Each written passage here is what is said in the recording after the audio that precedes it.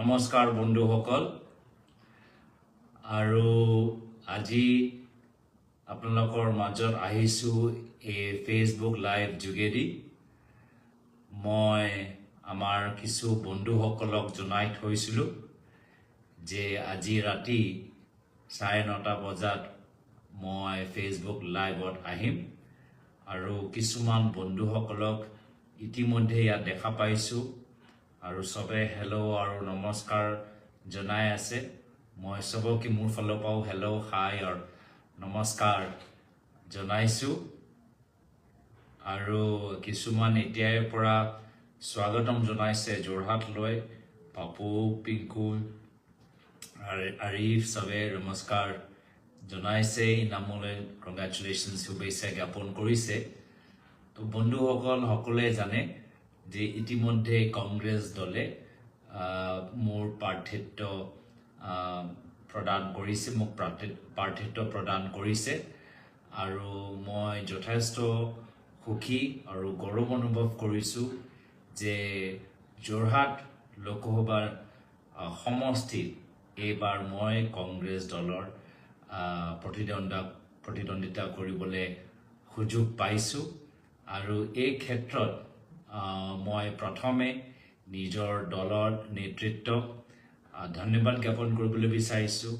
কৃতজ্ঞতা জ্ঞাপন কৰিবলৈ বিচাৰিছো আজি তেওঁলোকে মোৰ ওপৰত এটা গধুৰ দায়িত্ব দিছে যোৰহাটত আজি সকলোৱে আমাৰ চকু এতিয়া যোৰহাটৰ ফালে পৰিছে আৰু এই যোৰহাট লোকসভা সমষ্টিত ঐতিহাসিক যোৰহাট লোকসভা সমষ্টিত মোক আগবঢ়াব লৈ যাবলৈ ক্ষেত্ৰত যি বিশ্বাস মোৰ ওপৰত কৰিছে মই তাৰ বাবে দলৰ নেতৃত্ব আমাৰ খাৰ্গে ডাঙৰীয়া কংগ্ৰেছ দলৰ সভাপতি আমাৰ কংগ্ৰেছ পাৰ্লামেণ্টাৰী পাৰ্টি সভানেত্ৰী সোনিয়া গান্ধী ডাঙৰীয়ানী আমাৰ প্ৰদেশ কংগ্ৰেছৰ সাধাৰণ সম্পাদক কেচি বেণুগোপাল ডাঙৰীয়া লগতে অসমৰ আমাৰ তত্ত্বাৱধায়ক জিতেন্দ্ৰ সিং ডাঙৰীয়া ৰাহুল গান্ধী ডাঙৰীয়া আমাৰ প্ৰদেশ কংগ্ৰেছৰ নেতৃত্ব ভূপেন বৰা ডাঙৰীয়া সবকে মই দেৱব্ৰত শইকীয়া ডাঙৰীয়া সবকে মই ধন্যবাদ জ্ঞাপন কৰিছো যে মোক মোৰ ওপৰত ইমান যে বিশ্বাস কৰিছে যে আজি এটা মহান উদ্দেশ্য দি মহান দায়িত্ব দি মোক আগবঢ়াইছে মই তাৰ বাবে মই নিজৰ দলীয় নেতৃত্বক ধন্যবাদ জ্ঞাপন কৰিছো আৰু ইতিমধ্যে আৰু মোক কিছুমান শুভেচ্ছা জ্ঞাপন কৰিছে সাগৰিকাই শুভেচ্ছা জ্ঞাপন কৰিছে ঋতুৰাজ জুৱেল ভাল লাগিছে তোমালোকক ইয়াত দেখা পাই মানস প্ৰতিম ইনাদুল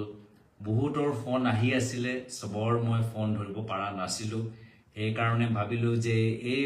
ফেসবুক লাইভ যোগেদি মই সবকে ধন্যবাদ জ্ঞাপন কৰিব পাৰো আৰু আপোনালোকৰো যি শুভেচ্ছা গ্ৰহণ কৰিব পাৰো আপোনালোকৰ যদি কিবা পৰামৰ্শ থাকে যে অনাগত দিনত আমি কেনেদৰে আগবাঢ়ি যাব লাগে কোন কিটা বিষয় লৈ কোট সোমাব লাগে কেনেদৰে মানুহৰ লগত লগ ধৰিব লাগে এই ক্ষেত্ৰত সবে নিজৰ নিজৰ ৰায় দিব পৰামৰ্শ দিব আৰু ইতিমধ্যে আৰু আমাৰ সঞ্জীৱ আমাৰ কবিৰে ফালৰ পৰা শুভেচ্ছা এডভোকেট ৰেমানৰ ফালৰ পৰা শুভেচ্ছা আহিছে গৌতমৰ ফালৰ পৰা শুভেচ্ছা আহিছে সবকে মই ধন্যবাদ জ্ঞাপন কৰিছো আৰু লগতে মোক ইতিমধ্যে ক'বই লাগিব যে মই নিজৰ কলিয়াবৰ লোকসভা সমষ্টি ৰাইজৰ কৰ্মীসকলৰ প্ৰতি যথেষ্ট কৃতজ্ঞ আজি কলিয়াবৰ লোকসভা সমষ্টি ৰাইজে মোক এনেকুৱা এটা পৰ্যায়লৈ পঠাই দিছে য'ত ভাৰতবৰ্ষৰ ভিতৰত আজি কলিয়াবৰ লোকসভা সমষ্টি চৰ্চা হয় আৰু এই যে পৰিৱেশ আমি আজি তাৰিখত দেখা পাইছো ইয়াৰ গোটেই মই ভাবো আমাৰ মূল যে আমাৰ যাৰ কাৰণত আমি এই পৰ্যায়লৈ পাইছো সেয়া হৈছে আমাৰ কলিয়াবৰ লোকসভা সমষ্টি ৰাইজৰ কাৰণে তেওঁলোকে যি বিশ্বাস মোৰ আৰু মোৰ পূৰ্বে মোৰ খুৰা আৰু মোৰ পিতৃ প্ৰয়াত মুখ্যমন্ত্ৰী তৰুণ গগৈদেৱৰ ওপৰত যে বিশ্বাস আছিলে তাৰ বাবে আজি এনেকুৱা এটা পৰ্যায়লৈ পাইছো যে আজি সকলোৱে আজি আমাৰ এই সমষ্টিৰ বাবে চৰ্চা কৰি আছে আৰু মই তাৰ বাবে কলিয়াবৰ লোকসভা সমষ্টিৰ ৰাইজক যথেষ্ট ধন্যবাদ জ্ঞাপন কৰিছো দুখিত যে আজি আমাৰ কলিয়াবৰ লোকসভা সমষ্টিৰ আগৰ দৰে নাই যি আমাৰ 10টা বিধানসভা সমষ্টি আছিল একদম দেৰগাঁও আৰম্ভ কৰি খুমটাই গোলাঘাট সৰুপথাৰ বোকাহাট কলিয়াবৰ চামগুৰি ধিং ৰূপহী বটদ্ৰৱা এইখিনি যে এটা খুব সুন্দৰ আমাৰ এটা সমষ্টি আছিল যি সমষ্টিক মই এটা মিনি আসাম দৰে মই গ্ৰহণ কৰিছিলোঁ আৰু বিশেষ ৰাজনৈতিক কাৰণৰ বাবে এই সমষ্টিটো নাইকিয়া কৰি দিলে কিন্তু কৰ্মীসকলৰ এতিয়া মই ইমানে ক'বলৈ বিচাৰিছোঁ যে মই সদায় সকলোৰ লগত থাকিম আৰু আমাৰ গোলাঘাটে হওক সৰুপথাৰে হওক খুমটাই হওক বোকাহাটতে হওক বা আমাৰ ধিং ৰূপহী চামগুৰি মই সকলোৱে মই জনাবলৈ বিচাৰিছোঁ যে ভৱিষ্যত মই সদায় সকলোৰ লগত সম্পৰ্কত থাকিম আৰু যিমান মোৰ ক্ষমতা যিমান মই পাৰোঁ মই চবৰ লগত যোগাযোগ ধৰি ৰাখিম সকলোৱে মোৰ ফোন নম্বৰ জানে আৰু জানে যে মই মোক ফোন কৰিলে মই ফোনতে আপোনালোকৰ লগত কিছু কথা পাতিবলৈ সক্ষম হৈছোঁ আৰু ইতিমধ্যে আৰু নাজনীন লক্ষ্য ভৰালিৰ পৰাও আমাৰ শুভেচ্ছা আহিছে আমাৰ শিখা দুৱাৰাৰ পৰাও শুভেচ্ছা আহিছে ব্যস্তবিলাক আহিছে চবকে থেংকছ জনাইছোঁ কলিয়াবৰ লোকসভা সমষ্টিৰ কৰ্মীখিনি মই এটাই কথা ক'বলৈ বিচাৰোঁ যে এতিয়া আমি নতুন আমাক দায়িত্ব দিয়া গৈছে কাজিৰঙা লোকসভা আৰু নগাঁও লোকসভাৰ ভিতৰত আমি নিজৰ দায়িত্ব পালন কৰিব লাগে আৰু দলৰ কাৰণে এতিয়াই পৰা আমাক সাজু হ'ব লাগে আৰু যিহেতু এটা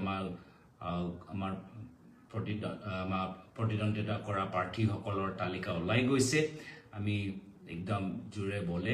ওলাই আহি আমাৰ দলটোক অনাগত দিনত শক্তিশালী কৰিব লাগে মোৰ অনাগত দিনত কিছু প্ৰি স্কেডিউল আগৰ পৰাই মোৰ কিছুমান সমষ্টিৰ প্ৰগ্ৰামবোৰ আছিল মই সেইখিনি মই ইতিমধ্যে মই কৰিবলৈ বিচাৰোঁ এক হিচাপে বিদায় দিয়াই হ'ব অনাগত দিনত আমাৰ পৰহি আমাৰ ৰূপহী আৰু তাৰ পিছদিনা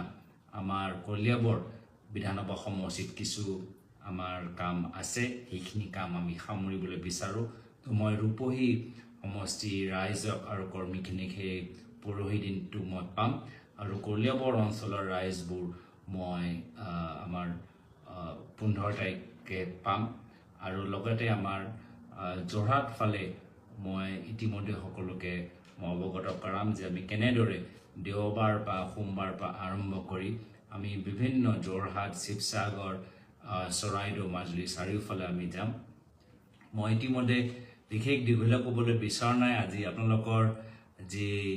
কথাবোৰ যে আহিছে সেই কথাবোৰ শুনি ভাল লাগিছে কথাবোৰ পঢ়ি মোৰ সাহস আৰু বৃদ্ধি হৈছে আজি দৰঙৰ পৰাই আজি ফোন আহিছে আজি গোটেই দিন মোৰ ফোন আহি আছে আৰু ভাল লাগিছে যে সমগ্ৰ অসমৰ পৰা ফোন আহি সবে মোক জনাইছে যে তেওঁলোকে অনাগত দিনত যোৰহাট লৈ আহিব দিছপুৰ পৰা আহিব তেজপুৰ পৰা আহিব ধুবুৰীৰ পৰা আহিব লখিমপুৰ পৰা আহিব মই সবৰে সহায় বিচাৰিছোঁ সবৰ সহযোগৰ মই কামনা কৰিছোঁ আমাৰ গোটেই আমাৰ বৃহত্তৰ এটা আমাৰ শুভাকাংক্ষীসকল চাৰিওফালে আছে মই সকলৰ সহায় সকলৰ সহযোগ বিচাৰিছোঁ সকলৰ ভূমিকা যথেষ্ট গুৰুত্বপূৰ্ণ আৰু মই ভাবিছোঁ যে আমি খুব আনন্দৰে আহা দিনবোৰ আমি নিৰ্বাচনী প্ৰচাৰ চলাম আৰু খুব আনন্দৰে আমি পাৰ হৈ যাম আৰু আমাৰ অসমৰ ৰাইজো বাট চাই আছে আশীৰ্বাদ যথেষ্ট প্ৰদান কৰিছে ইতিমধ্যে আপোনালোকে জানে নে নাজানে কিন্তু আজিৰ তাৰিখত টুইটাৰত আমাৰ গোটেই আমাৰ এই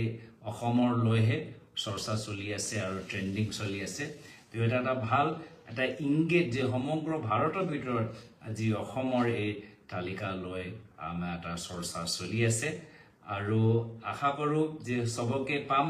আৰু আমাৰ কিছুমান পুৰণা মানুহবোৰতো পায়ে থাকিম কিন্তু মই নতুন আসামৰ লগতো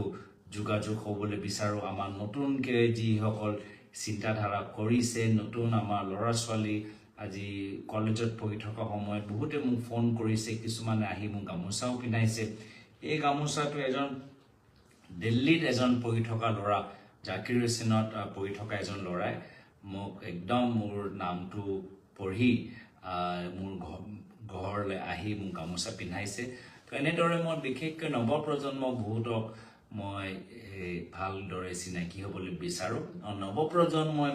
অনাগত দিনত কি বিচাৰে কেনেদৰে ৰাজনীতি হ'ব লাগে সেইখিনি কথা মই জানিবলৈ বিচাৰিছোঁ ইতিমধ্যে আমাৰ আৰু মানুহবোৰ যোগদান কৰি আছে Smriti thank you Ahidul thank you Biswajyoti Bora thank you Diganta Midi Ditul thank you মই আশা কৰোঁ যে যিসকলে আজি শুভেচ্ছা জ্ঞাপন কৰিছে চবে যে অনাগত দিনত মই যোৰহাট শিৱসাগৰ মাজুলীত বা যেতিয়া মই বিভিন্ন অন্য জিলালৈ যাম বা অন্য লোকসভা সমষ্টিলৈ যাম তেতিয়া আপোনালোকক মই দেখা পাম তো মই বেছি আৰু দীঘলীয়া ক'বলৈ বিচৰা নাই চবকে আজি ইয়াত যে আহিলে মূল্যৱান সময় দিছে আশীৰ্বাদ প্ৰদান কৰিছে মৰম স্নেহ আগবঢ়াইছে মই তাৰ বাবে চবকে ধন্যবাদ জ্ঞাপন কৰিছোঁ আৰু এই যোৰহাট সকলোৱে জানে যে আমাৰ ঘৰ যোৰহাট আৰু এই যোৰহাট জিলাৰ ভিতৰত মোৰ পিতৃ প্ৰয়াত তৰুণ গগৈদেৱ তিতাবৰ সমষ্টিৰ পৰাই এজন বিধায়ক হৈ অসমৰ মুখ্যমন্ত্ৰী হৈছিল এবাৰ নহয় তিনিবাৰকৈ মুখ্যমন্ত্ৰী হ'বলৈ সক্ষম হৈছে আজি তেখেতৰ আদৰ্শ পালন কৰি তেওঁ যিদৰে নিষ্ঠাৰে কংগ্ৰেছ দলটোক আগুৱাই লৈ গ'ল যিদৰে মৰম আৰু স্নেহেৰে মানুহৰ মাজত থাকিল সেই একে ৰাস্তাত মই আগবাঢ়ি যাবলৈ বিচাৰোঁ মই আশা কৰোঁ যে পূৰ্বতে যিদৰে আমাৰ যোৰহাটবাসী ৰাইজৰ শিৱসাগৰবাসী ৰাইজ চৰাইদেউবাসী ৰাইজে যিদৰে মৰম স্নেহ আগবঢ়াইছিল প্ৰয়াত মুখ্যমন্ত্ৰী তৰুণ গগৈদেৱলৈ একেৰাহে মোক সেই পৰামৰ্শ দিব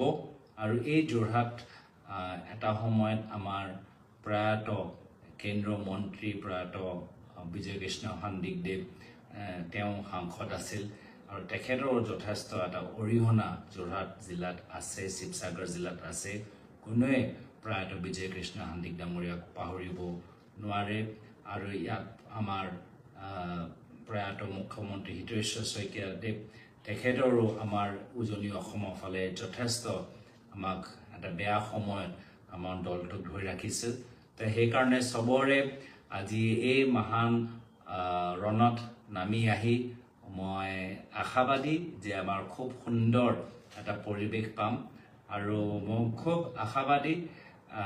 যে যোৰহাটত বহুত দিনৰ পৰা মোৰ প্ৰতিদ্বন্দ্বিতা কৰা এটা হেঁপাহ আছিলে আজি এইবাৰ এই হেঁপাহটো পূৰণ হ'ব চাৰিওফালে মানুহবোৰ ওলাই আহিব আৰু মই চবৰ লগত লগ পাই ভাল পাম আজি এইখিনিয়ে কথা আপোনালোকৰ মাজত কৈছোঁ আমাৰ ইতিমধ্যে আৰু আমাৰ মানুহবোৰে যোগদান কৰিছে চবেই শুভেচ্ছা জ্ঞাপন কৰিছে ভৱেশ চন্দ্ৰ আজাদ কবিৰ চবেই শুভেচ্ছা জ্ঞাপন কৰিছে সুমিত পানিকাৰ চবেই আমাক শুভেচ্ছা জ্ঞাপন কৰিছে আৰু আমাৰ নিৰ্বাচনী প্ৰচাৰ চলি থাকিব কিন্তু ইয়াৰ মাজত আমি অলপ বিভিন্ন আমাৰ যিখিনি আমাৰ বিভিন্ন সামাজিক সংগঠন আছে বেচৰকাৰী সংগঠন আছে বিভিন্ন কলেজ বিভিন্ন স্কুল বিভিন্ন আমাৰ শিক্ষকসকল সামাজিক সংগঠনসকল খেতিয়কসকল মই চবৰ লগত আশা কৰোঁ যে আমি চিনাকি হ'ম আৰু অসমৰ ক্ষেত্ৰত অসমৰ ভৱিষ্যতৰ ক্ষেত্ৰত আমি কিছু গুৰুত্বপূৰ্ণ কথা আলোচনা কৰিবলৈ আমি এটা সুবিধা পাম যিসকল আমাৰ ভাল খেলুৱৈসকল আছে স্পৰ্টছৰ ক্ষেত্ৰত তো মই আশা কৰোঁ যে গোটেই এই যে যাত্ৰা সময়ত চবৰ লগত আহি এটা নতুন সম্পৰ্ক অসমৰ মানুহৰ লগত এটা নতুন সম্পৰ্ক সৃষ্টি হ'ব আৰু এতিয়া মিলিয়ে থেংকছ দিছে নিশাই থেংকছ দিছে আৰু যোৰহাট শিৱসাগৰ আমাৰ বহুত আমাৰ থলুৱা বস্তু খাবলৈ পাম সেইখিনিও মই পাবলৈ ইচ্ছুক বহুত আমাৰ পুৰণা মানুহবোৰ পাম যিসকলে মোৰ পিতৃৰ লগত কাম কৰিছে তেওঁলোকৰো আশীৰ্বাদ ল'বলৈ